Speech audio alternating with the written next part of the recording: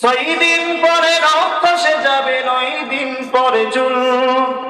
6 দিন পরে রক্ত খসে যাবে, 9 দিন পরে চুল। কবর গাহের সামান নিতে কইরো না কেউ ভুল। কবর জায়গা ভালো নয়, কবর জায়গা ভালো নয়।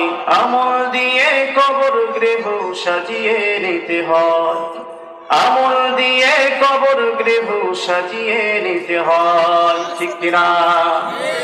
6 দিন পরে রক্ত খসে যাবে, 9 দিন পরে চুল।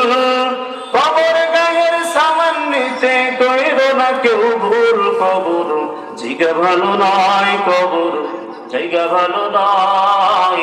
আমল দিয়ে কবর গৃহ সাজিয়ে নিতে হয়, আমল দিয়ে কবর গৃহ সাজিয়ে নিতে হয়। 17 দিনে পেটে পেটে শেষ পোকার খাদ্য হবে। 60 দিন পর বস থাকবে না, কঙ্কাল পরে রবে। 17 দিনে পেটে পেটে শেষ পোকার খাদ্য হবে। 60 দিন পর বস থাকবে না, কঙ্কাল পরে রবে।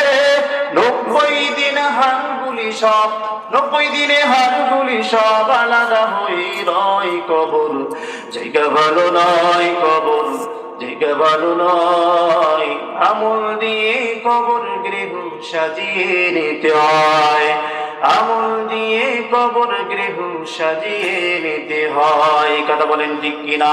মুসলমান, এই দুনিয়ার মধ্যে খারাপ মানুষ থাকবে না, ভালো মানুষ থাকবে না, গরিব মানুষ থাকবে না, ধনী মানুষ থাকবে না। এই দুনিয়ার মধ্যে থেকে আমাকেও যেতে হবে, তোমাকেও যেতে হবে। এই দুনিয়ায় কেউ থাকতে পারে না। এ মুসলমান, বাদশাহ হারুন আর রশিদ নাম শুনছেন?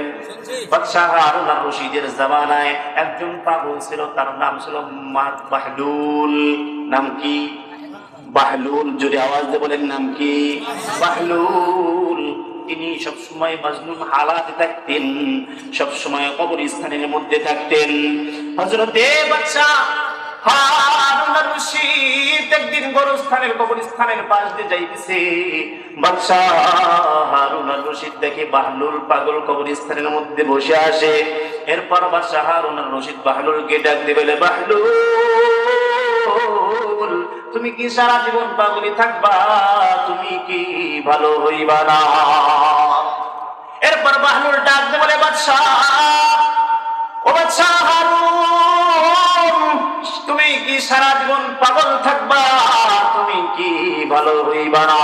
এরপর বাদশাহ হারুন আর রশিদ রাগান্বিত হইয়া, বাদশাহ হারুন আর রশিদ রাগান্বিত হইয়া বাহলুলের সামনে যাইয়া বলে, বেটা পাগল আমি না, তুই তো পাগল। সারাদিন রাত এই গোরস্থানের মধ্যে কবরস্থানের মধ্যে বইসা থাকো, কবরের মধ্যে কবরের সামনে বইসা থাকো। এরপর বাহলুল ডাক দিয়ে বলে, হারুন, আপনি যে ওই রাজপ্রাসাদের মধ্যে থাকেন, ওই রাজপ্রাসাদ বানাইছে কে? আমার দাদা। আপনার দাদা দুনিয়ার মধ্যে আছে? বলে, না, আমার দাদা দুনিয়া থেকে বিদায় নিয়ে চলে গেছে। এরপর রাজা হয়েছে কে, বাদশাহ হয়েছে কে? বলে, আমার বাবা। বলে যে আপনার বাবা কি দুনিয়ার মধ্যে আছে? বলে, না, আমার বাবাও দুনিয়া থেকে বিদায় হয়ে চলে গেছে। এরপর বাদশাহ হয়েছেন আপনি? বলে, হ্যাঁ। বলে, এরপর কি হবে? বলে, আমার সন্তান হবে। বলে, আপনার সন্তানের পর কি হবে? বলে যে আমার সন্তানের পর আমার নাতি হবে। বলে যে আপনার নাতি কি চিরজীবন থাকবে? বলে, না, আমার নাতিও চিরজীবন থাকতে পারবে না, চলে যাবে।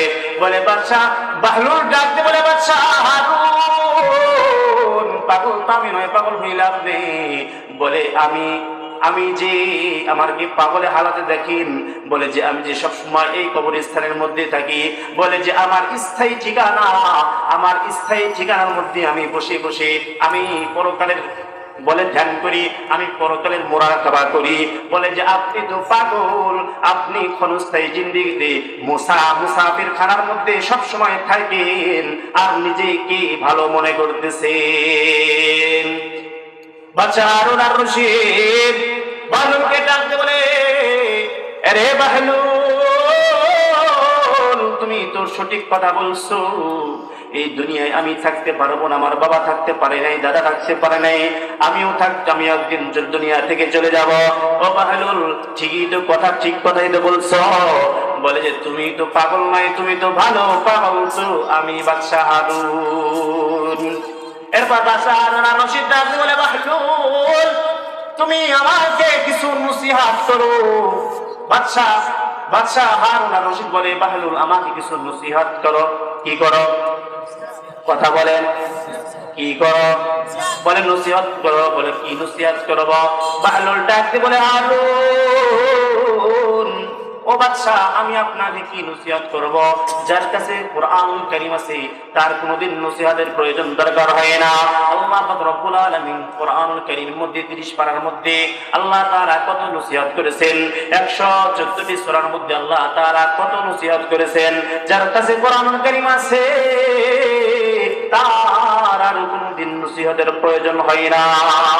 বাদশাহ হারুন আর রশিদ এমন খুশি হয়েছে, বলে যে সারা জীবন আমি তোমাকে পাগল ভাবলাম, তুমি তো পাগল নও, তুমি তো একজন ভালো মানুষ, তুমি তো একজন নেককার মানুষ।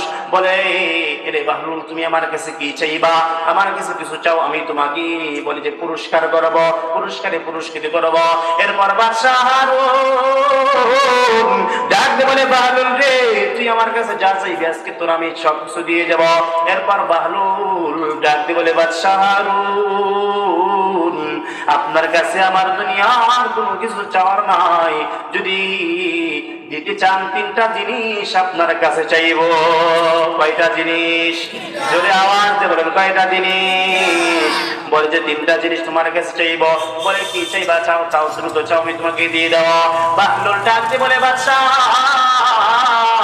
বলে যে যেই দিন আমার সামনে আমার সম্মুখে আজরাইল আলাইহিস সালাতু ওয়াস সালাম আসবে, সেই দিন আপনি ওই আজরাইলকে আমাকে হায়াত বৃদ্ধি করার জন্য বলবেন, পারবেন তো? বাদশাহ হারুন ডাক দিয়ে বলে, বাহলুল কি বললা? এটা দুনিয়ার কোনো মানুষের يا مرحبا